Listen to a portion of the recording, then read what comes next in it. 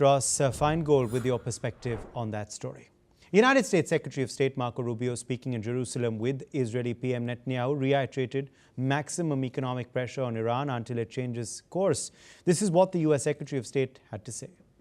That's why the President continues with our campaign of maximum pressure. There will continue to be maximum economic pressure on Iran until they change course. That's why we are encouraged to see our partners in Europe begin the process of snapping back sanctions on Iran. They are clearly out of compliance with what was already a flawed deal to begin with, and we encourage them to continue down that road. We 100% support that. That is exactly what needs to happen. On the other hand, the International Atomic Energy Agency is urging the swift implementation of its cooperation framework with Iran to restore global confidence. IAEA Chief Rafael Grossi stressed that limitations on inspections threaten international peace and security. The logic of the work of checking nuclear material throughout the world lies on the fundamental premise that when the IAEA can do that, doubts, uncertainty, fears are not there. And when that ability is compromised or is limited, or we cannot do what we are supposed to do, then international peace and security are indeed at risk. And we have seen this throughout history in particular, but not only in the Middle East, and dramatically last June in Iran, when its nuclear facilities were attacked. And together with His Excellency Dr. Arakchi, we signed an agreement indicating, summarizing the technical measures, the practical steps that we need to do to resume this indispensable work in Iran. Now it's up to us together, Iran and us, to implement it and to restore the confidence and to move forward. Tensions between the U.S. and Iran have escalated due to Tehran's nuclear program, which Washington fears could lead to weaponization. At the same time, the IAEA has struggled to monitor Iran's nuclear facilities due to restrictions. Past incidents, including U.S.-led strikes on Iranian nuclear sites, have intensified fears of a regional and global security crisis. Ambassador Mahesh Sachdev, former Indian ambassador, is joining us live on the broadcast from New Delhi. Ambassador Sachdev, what do you make of the U.S. Secretary of State's comments on Iran and the pressure that they want to continue to exert on the country? Thank you for having me. I think the events are moving towards a swift denouement.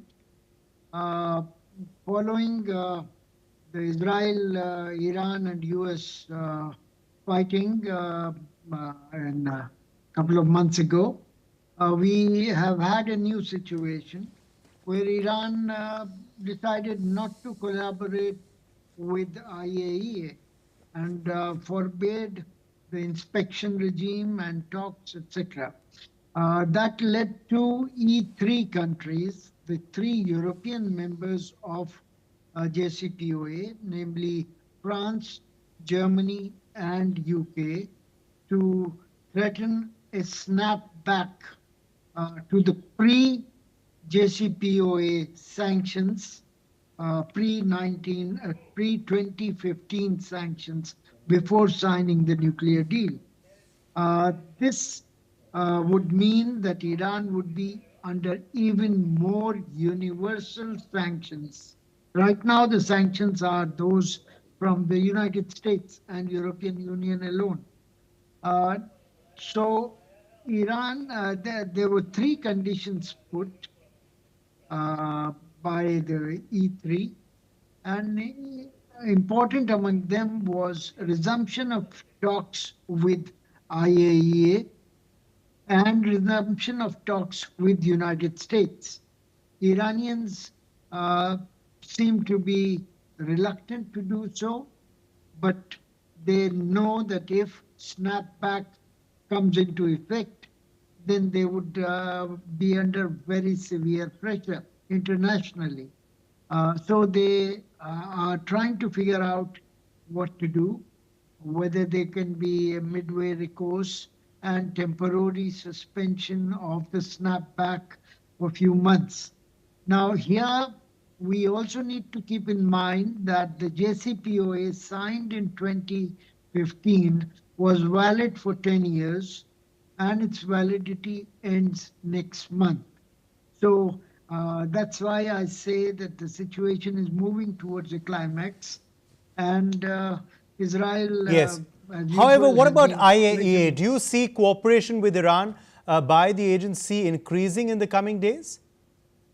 IAEA would like to do that. It has a number of pending issues, some dating back to, let's say, 2 decades when enriched uranium particles were found at some places Iran has not been able to explain.